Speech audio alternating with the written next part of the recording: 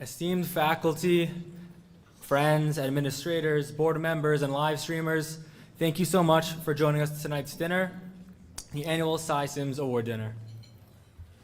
1 year ago today, when Adam and I were recruited to become the new Student Council Syms presidents, we were just two naive kids that didn't know what we signed up for. We didn't know what the Student Council Constitution was, let alone that there was one. We didn't realize the amount of planning and effort that went into every single event, or how important managing your stakeholders were. We didn't realize to what extent we carried the massive responsibility of representing the needs of our fellow students. But there is one thing that we knew from the very beginning. We were going to do whatever we could to make this the best possible year for our fellow students despite the unprecedented challenges and pandemic that was brought upon us. We pivoted so that with the help of many others, that we could continue to have the programming and create the tight-knit community that YU is known to have.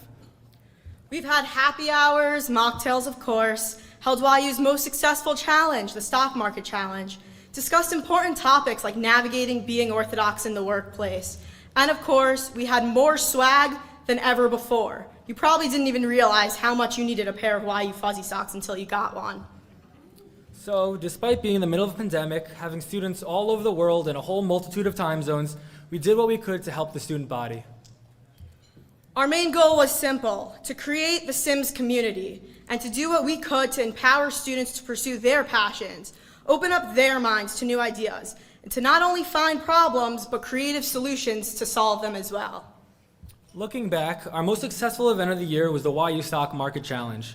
While some students made astronomical returns, the challenge had me thinking about some of the other amazing investments that have been made over the last few years.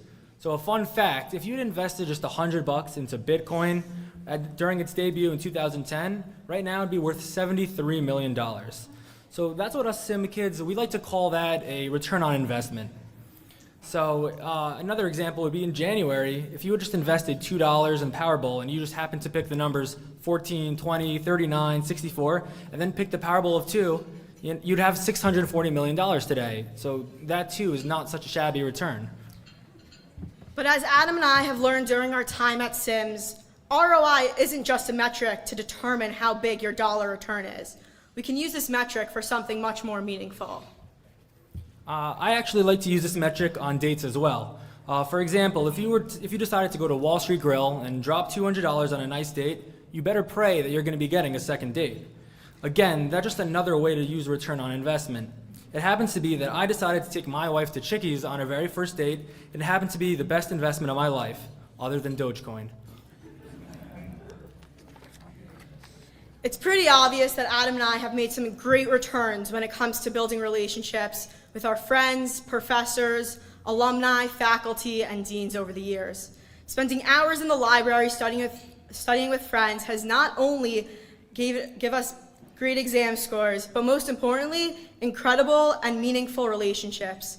Spending time after class reviewing with professors or negotiating the terms of your finals, getting career advice from alumni, you know who you are, has led to incredible opportunities and internships. We have had the benefit of spending time with both Dean Strauss and Dean Wasserman over the last year, and we've learned so much from them, both in terms of academics, career advice, and more importantly, how to be a mensch and conduct ourselves as Torah U'Mada Jews. Oh, speaking of Torah U'Mada, the Gemara in Maseches Megillah explains, if a person says, I've worked hard but I've not found any success, you don't believe him.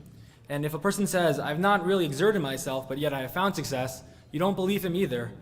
Instead, if someone says that they have exerted themselves and they have found success, only then can you believe him. The most successful person in Jewish history was Yosef HaTzadik.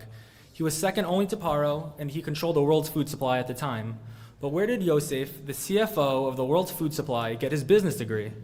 The answer is obviously from his father, Yaakov Avinu, who was an honest man and a hard-working man.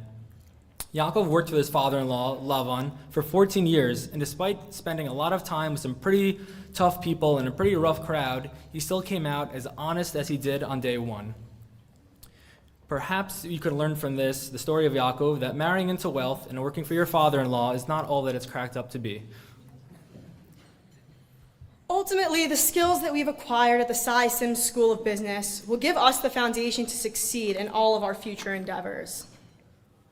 Thank you everyone for joining us in person and on the live stream, especially to both of our grandparents who are watching in their homes.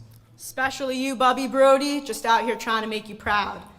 Without further ado, we would like to introduce the legend himself, Dean Strauss.